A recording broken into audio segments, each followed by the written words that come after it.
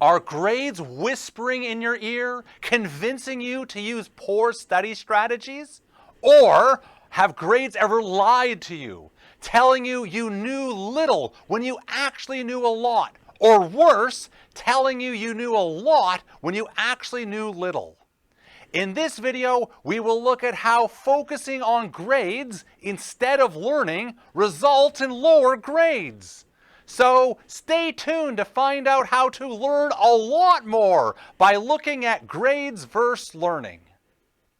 We start with the most common of all student questions, and the one that instructors probably dislike the most. Will that be on the test? At face value, this is a very valid question. Students have every right to know what could be tested. Unfortunately, in most cases, the student is actually asking, should I spend time trying to learn this? I also totally understand this. Students are super busy and they feel they need to prioritize the things that are worth the most marks. On the other hand, I have never heard of an instructor teaching something that they didn't want the students to learn. So the answer to this question will always be yes. This is a great example of grades versus learning. Students prioritizing trying to get high grades over learning things that could be useful in their future. Let's look at the extreme cases. Say you get a very high mark in a course, but actually learn very little. What are the consequences of this? First, future courses will be very difficult to pass. If you don't know the prerequisite material, then it will be very difficult to learn new things. Unfortunately, I have seen cases of this. For example, during the pandemic, we had some students who did whatever it took to get very high grades, but actually learn very little. After the pandemic, they really struggled when they had to solve problems on their own, and hence ended up failing courses. Second, while having high grades may get you a job interview, if you don't know much, you won't get the job. For example, one time I had to remove a teaching assistant from their marking job because despite having scored 100% in the course when they were a student, they didn't even remember the absolute basics and so were not capable of doing the job. The moral of the story is that while having high grades might have some short-term benefits, not knowing the content has more long-term negative consequences. On the opposite end, say you fail a course, but you have learned and remember most of it. First, when you retake the course, as long as you can fix whatever problem caused you to fail, you should end up with a very high grade. Additionally, since you should learn even more the second time around, future courses will be that much easier. I have also seen this happen. A student failed a course due to some very unfortunate circumstances. When they retook the course, they worked hard and scored 100%. Moreover, what they learned from the entire experience helped them achieve above a 95% average for the rest of their degree. Second, if you actually know a lot, then you will get and ace your job interviews.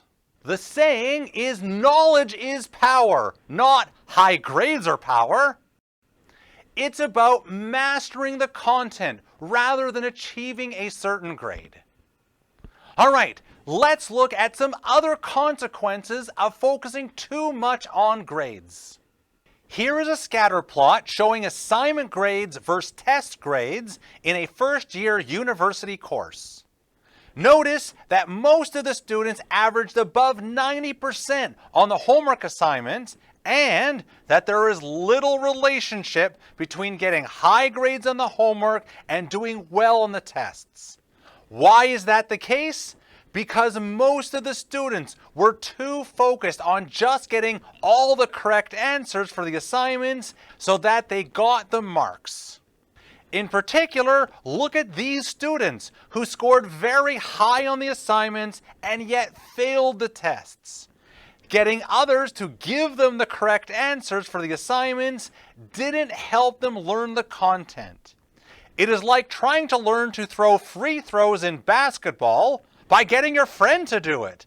Yes, the ball may go into the basket, but it isn't helping you get better. Unfortunately, I have also seen this.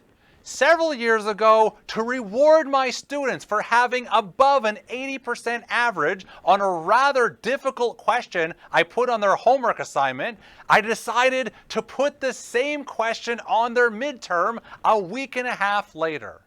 So, the students had an 80% average on this question on their homework assignment. They then got feedback and had access to the full solutions.